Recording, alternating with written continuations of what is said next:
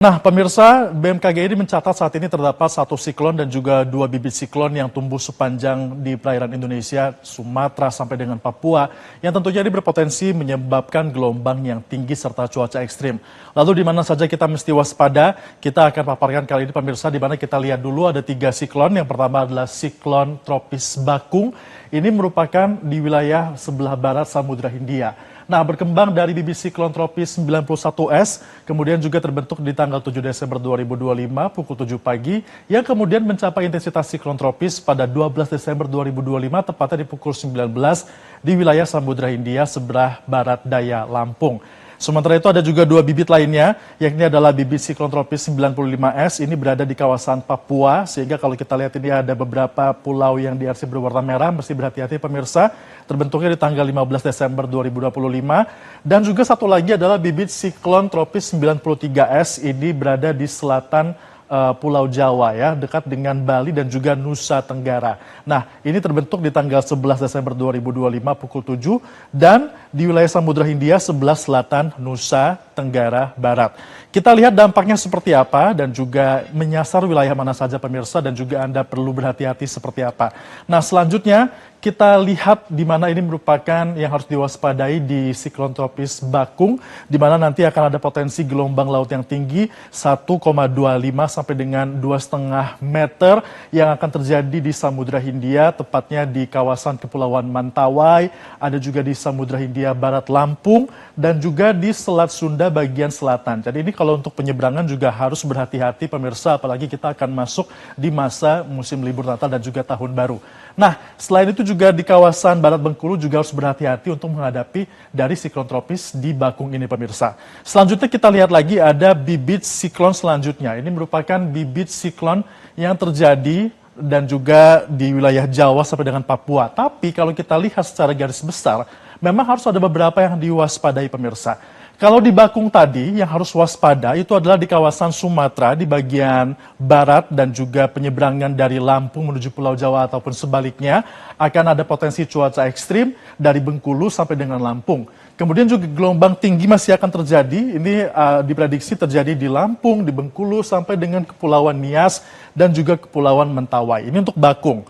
Nah, selanjutnya kita lihat juga wilayah terdampak dari bibit siklon tropis 95S. Ini ada di sebelah timur Indonesia, bukan hanya di barat saja pemirsa ya, tapi di timur juga, terutama di kawasan Papua Selatan, di kawasan Maluku, bahkan juga ada terjangan gelombang tinggi terjadi di Laut Arafura bagian timur, tengah, dan juga barat, sampai dengan Samudra Hindia Selatan di Kupang, Pulau Rote. Dan angin kencang juga harus diwaspadai bisa terjadi di Provinsi Maluku ataupun di Pulau Maluku. Tentunya ini semua merupakan imbauan dari BMKG agar kita bisa bersiap untuk bisa menghadapi apa itu yang namanya bencana meteorologi dan juga harus berhati-hati pemirsa agar kita harus tetap waspada. Nah, selengkapnya nanti akan dibahas oleh rekan saya Glory Nata yang akan berdialog dengan pihak dari BMKG. Silakan Glory. Baik, terima kasih rekan Febrian Ahmad. Kalau tadi Febrian Ahmad sudah membahas terkait dengan satu siklon dan juga 2 bibit siklon, lalu apa yang harus disiapkan dan juga diwaspadai dengan tumbuhnya bibit siklon tropis ini? Kita akan membahas selengkapnya bersama dengan Direktur Meteorologi Publik BMKG, ada Bapak Andri Ramdhani. Selamat pagi Bapak Andri. Selamat pagi Mbak Glory, selamat pagi Metro. Ya, Pak Andri, kalau kita melihat kan BMKG ini mencatat saat ini terdapat satu siklon tropis dan juga ada 2 bibit siklon yang mempengaruhi cuaca di Indonesia. Nah, bisa dijelaskan di mana saja posisi masing-masing sistem ini dan bagaimana karakteristiknya? Baik, kami update dulu perkembangan terkini siklon tropis dan bibit siklon 93 dan 95S. Pertama, untuk bibit siklon tropis Bakung saat ini masih aktif dan terpantau di Samudra Hindia Barat Daya Lampung dengan kecepatan angin di pusat sistem ataupun siklon mencapai 40 knot dan ini masih masuk dalam kategori 1 atau sekitar 75 km per jam. Prediksi kami dalam 24 jam ke depan, siklon ini akan bergerak ke arah barat laut dan tentunya ini masih berdampak utamanya terhadap gelombang tinggi di sekitar barat Mentawai, barat Lampung hingga Selat Sunda bagian selatan dengan gelombang mencapai 2,5 meter. Lalu yang kedua, siklon tropis 93S berdasarkan analisis terkini saat ini kecepatan angin di sekitar sistem mencapai 30 knot atau 55 km per jam dengan pergerakan relatif lambat ke arah selatan dalam 24 jam. Kemudian ini masih berpotensi memicu hujan sedang hingga lebat, utamanya di wilayah-wilayah Jawa Tengah, DIY, Jatim, Bali, NTB, hingga NTT bagian barat. Lalu juga potensi angin kencang di pesisir Jateng hingga Bali, lalu juga gelombang mencapai 2,5 meter, mulai dari selatan Banten hingga DIY dan juga gelombang di atas 2,5 meter mulai dari selatan Jatim hingga NTB. Dan yang terakhir adalah bibit siklon 95S yang saat ini berada di Laut Arafura Selatan Kepulauan Aru ya. Kecepatan di sekitar sistem sekitar 15 knot atau 28 km per jam dan pergerakan relatif lambat ke arah timur. Kemudian dalam 24 jam bergerak ke selatan dan tentunya ini memicu hujan sedang lebat di wilayah Papua Selatan dan juga Maluku bagian tenggara serta gelombang tinggi hingga mencapai 2,5 meter di Laut Banda, perairan Kai dan juga Laut Aru dan Arafura. Demikian Glory update-nya untuk bibit siklon tersebut dan juga siklon tropis Bagong saat ini. Demikian. Ya. Lalu apa yang menyebabkan tumbuhnya siklon dan juga 2 bibit siklon ini mengingat siklon tropis ini hampir tidak tumbuh di wilayah Khatulistiwa ya Pak?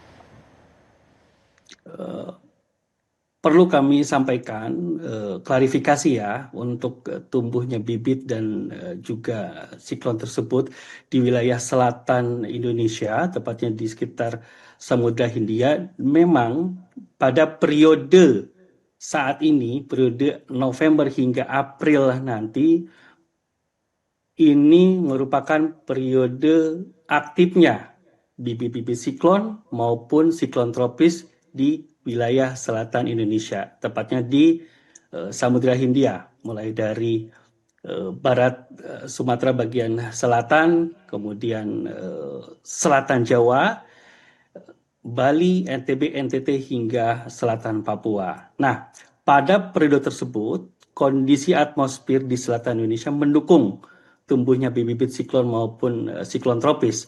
Hal ini ditandai oleh adanya suhu muka air laut yang hangat di periode tersebut.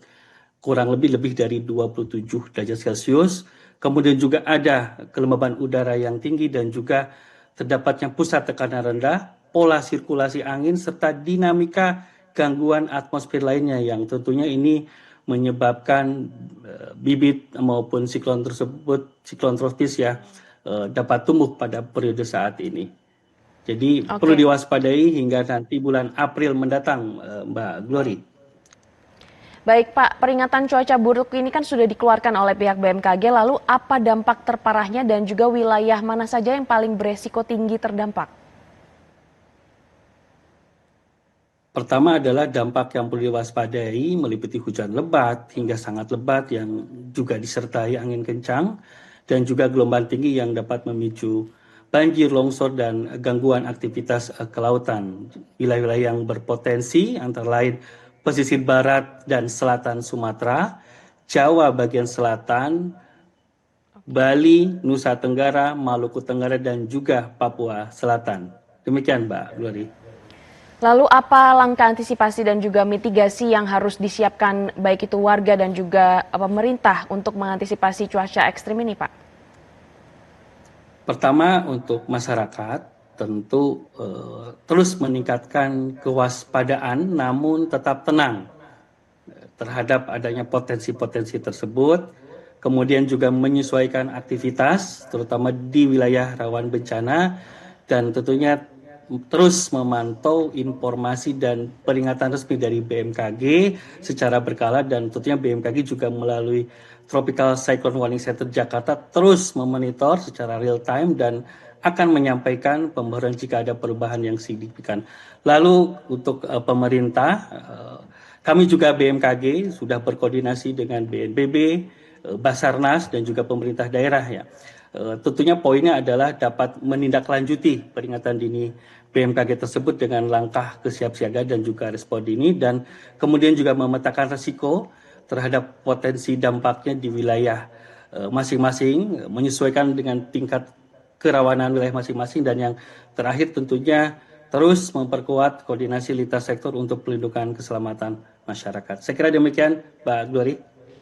Baik, terima kasih atas waktunya Bapak Andri Ramdhani, Direktur Meteorologi Publik BMKG sudah bergabung bersama kami di Metro Pagi Prime Time. Terima kasih atas waktunya. Jelajahi cara baru mendapatkan informasi. Download Metro TV Extend sekarang.